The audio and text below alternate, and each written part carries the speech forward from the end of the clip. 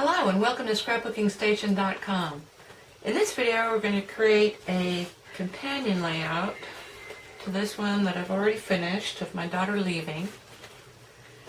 And I'm going to use predominantly this Paper Twine Cording that I blogged about a week ago. I got mine in, so I picked chocolate, white, and this canary yellow.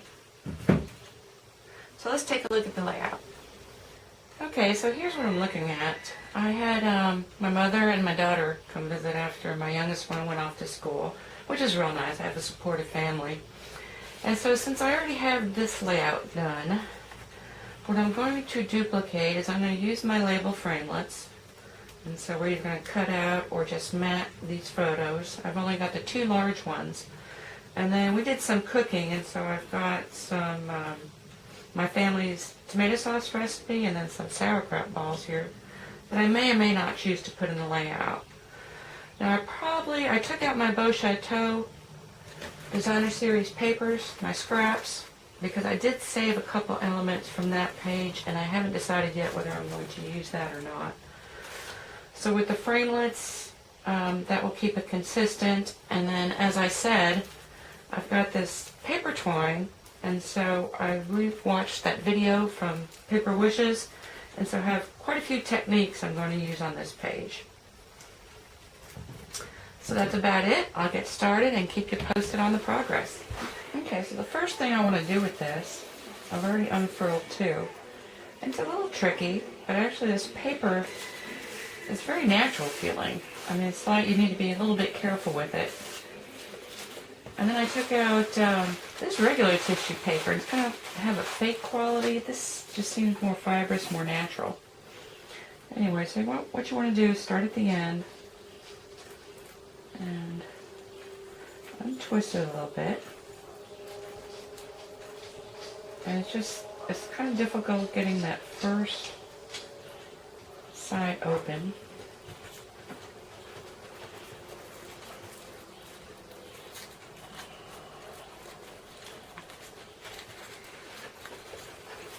And then, it's actually easier if you lay it flat and just with your finger, twist and unfurl.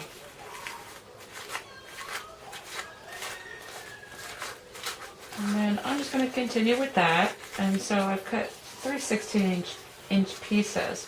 And so I've got a 3-inch border that I'm going to use for the bottom of my scrapbook. And all I'm going to do is overlap these. Cut them to size, and you can kind of see where I'm going. And I'm just going to alternate back and forth. Okay, so I finished my border, and I just used my Snell adhesive on either end to put these down. Actually, I started from this side. Now I'm going to leave these lifting up until I know how my finished layout's going to work out, because I might actually want to tuck things under there. Okay, so that's first, just using it flattened out. And now I want to show you another technique I saw in their webisode, where you flatten it out and then you go back and you twist. So you hold one, and I'm just kind of eyeballing this. Of course, I've got my grid paper here, so I can always go back and check. And I'm going to do one more.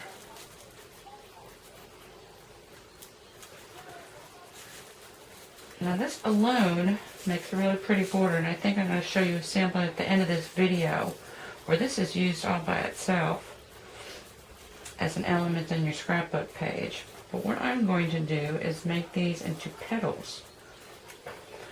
So I'm going to clip each of these.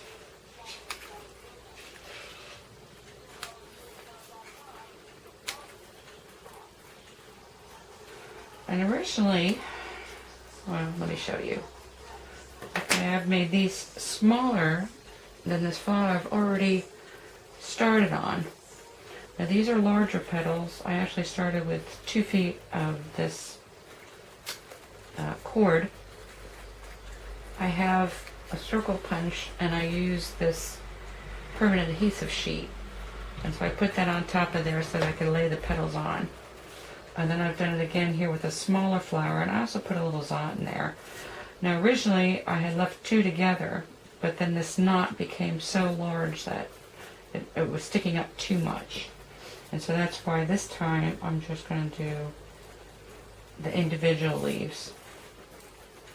So place those like so. And if you wanted to, you could throw more glue on.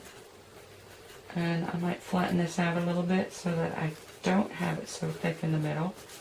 And I'll show you why. Actually, I need one more.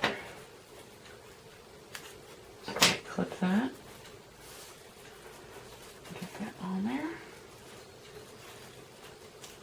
And you can play with it. So the leaves are shaped how you want to. And then the last thing I'm going to do, actually I'm going to put a little glue on that. Get that last leaf. If I left this brown color, actually I think they call it earth, and I just twined it. Now I used a dowel to start the center with. This is just, I think, a 1/8 dowel. And so I started looping it around there. But this is also using an adhesive sheet. So I punched out a circle and then trimmed it. I don't know if you could see that where I ended that. And I'm going to really put some glue on this. And I'm going to smash that on there. Now, isn't that gorgeous? And the way I think this is going to work on my border, so I'm going to position that somewhere like so. So I think it makes a great looking, and we're just going to see. I mean, that's pretty much the techniques I'm going to use, either the petals or the coils throughout my page. So we'll come back later and I'm going to get some of these photos matted and mounted, and we'll take a look at the finished product. Okay, so I've made a little progress. I cut out my letters, and these are the same die cuts that I used on my companion page. So visits are always welcome is what I'm trying to say. I also used my frameless to cut up my photographs and mats. And then I made this because it is consistent with my other daughter's photo. So happy coincidence that I have both of my girls matted the same way. Okay, so now here's the point I'm at. I wanted to do a border, so I made one of these. I call it taffy border because it kind of looks like taffy. And I played with that and then decided I'm kind of losing my visits. I really wanted a third color. And so I'm going to go with the green, partially because I want to put some leaves on here.